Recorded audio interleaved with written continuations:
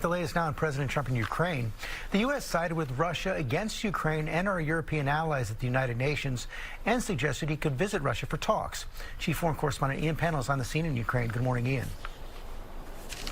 Yeah, good morning, George. A lot of dramatic developments, but also a lot of divisions remaining. The president expressing optimism that a deal could be close at hand, but I think far more caution and reservation, not only from Ukraine, but Russia too.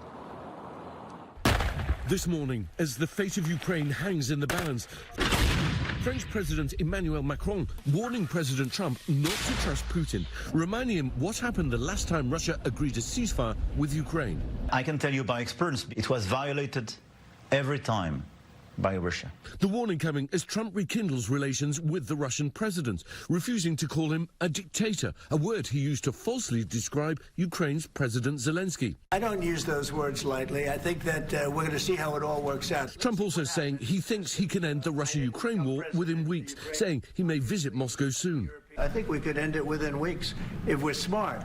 If we're not smart, it'll keep going and we'll keep losing. However, Putin saying he hasn't substantially discussed this with Trump. Macron insisting that any agreement needs real security guarantees and saying Europe's ready to deploy peacekeepers, but they must have US backing.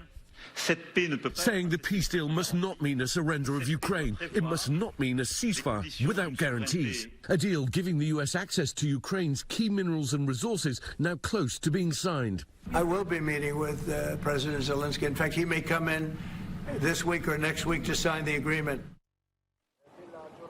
The stark divisions between the Trump administration and its allies are on very public display at the United Nations. The US voting against a resolution condemning Russia for the Ukraine war, siding not with Europe as it's always done, but with Russia instead, also pushing a motion of its own that doesn't apportion any blame for what's been going on here for 3 years. Robin? All right, Ian, our thanks to you.